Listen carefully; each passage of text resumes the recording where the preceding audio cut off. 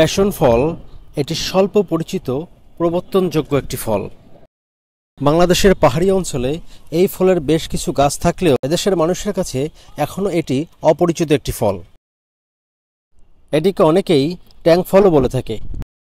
কক্সবাজারের স্থানীয়দের কাছে এটি আনারকলি বা আনার গোলাও নামে পরিচিত। খুব সুস্বাদু ও ভিটামিন সি সমৃদ্ধ এই ফলটির উৎপত্তি স্থল সেই সুদূর ব্রাজিলে। তবে যুক্তরাষ্ট্র, যুক্তরাজ্য, অস্ট্রেলিয়া এবং দক্ষিণ এশিয়া সহ গ্রীষ্মমণ্ডলীয় অনেক দেশে বাণিজ্যিকভাবে এটি চাষ করে থাকে। আনারকলির পূর্ণাঙ্গ ফল দেখতে গোলাকার অথবা ডিম্বাকারের মতন হয়ে থাকে।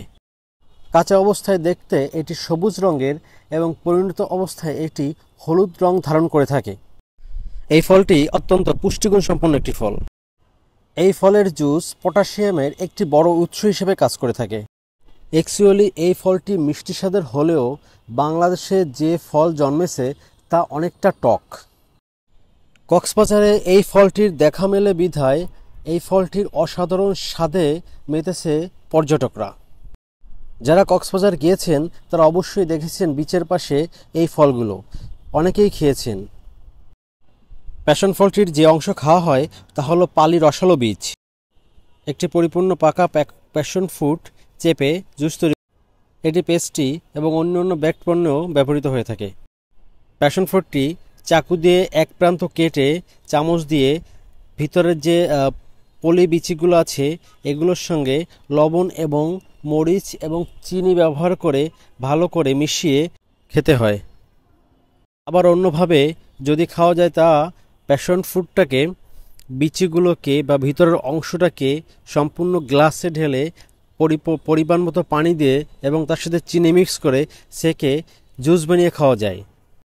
কক্সবাজার অঞ্চলগুলোতে যেভাবে প্যাশন ফ্রুট খাওয়ার জন্য তৈরি করে আমি ঠিক সেভাবেই প্যাশন ফ্রুট তৈরি করতেছি। আমার এই ফ্রুটসগুলো সেই সুদূর কক্সবাজার থেকে আনা হয়েছে। এই ফলটি বাইরে থেকে দেখতে অনেকটা মাকাল ফলের মতো, অথচ ভিতরে থকথকে জেলির মতো খাদ্য অংশ রয়েছে। ছোট ছোট অনেক বীজ থাকে ফলের ভিতর, বাট ফলের স্বাদটা টক টক মিষ্টি মিষ্টি। জেলির অংশ ও বীজ দুটোই খেতে হয়। এই ফলের ভিতরে আবৃত করে থাকা হলুদ থকথকে জেলিটি পানিতে মিশিয়ে খুব সুস্বাদু রস তৈরি করা যায়। কক্সবাজারের বিচের আশেপাশে একটা সময় খুব অল্প পরিমাণে এই ফলটি দেখা যেত, বাট এখন আপনি দেখতে পাবেন শত শত মানুষ এই ফলটি বিক্রি করে জীবিকা নির্বাহ করতেছে। লবণ, মরিচের গুঁড়া আর চিনির সংমিশ্রণ দিয়ে সুন্দর করে ফলটিকে মেখে নিতে হবে। বাংলাদেশ অঞ্চলে উৎপাদিত ফলটি টক থাকার কারণে চিনি, লবণ এবং মরিচের গুঁড়ো থেকে মেখে নেওয়ার কারণে ফলটি অনেক সুস্বাদু হয়ে ওঠে। প্রস্তুত করার পরে দেখতে পাচ্ছেন ফলটা দেখতে অনেক ইয়ামি লাগছে। আমি আগেও বেশ কয়েকবার এই ট্যাং ফল খেয়েছি। আমার চ্যানেলে ট্যাং ফলের আরও একটা ভিডিও দেওয়া আছে, আমি আই বাটনের লিঙ্কটা দিয়ে দেব, চাইলে আপনারা দেখে আসতে পারেন।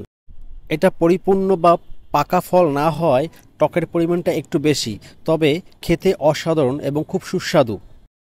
সত্যি কথা বলতে না খেলে বোঝানো যাবে না জিভে জল চলে আসার মতো সুস্বাদু এমন একটা ফল এটা। আমরা যারা ঢাকায় থাকি, যদিও ঢাকায় এই ফল এখনও আমার চোখে পড়েনি, আপনারা যারা কক্সবাজার যাবেন তারা অবশ্যই একবার এই ফলটি খেয়ে দেখার চেষ্টা করবেন।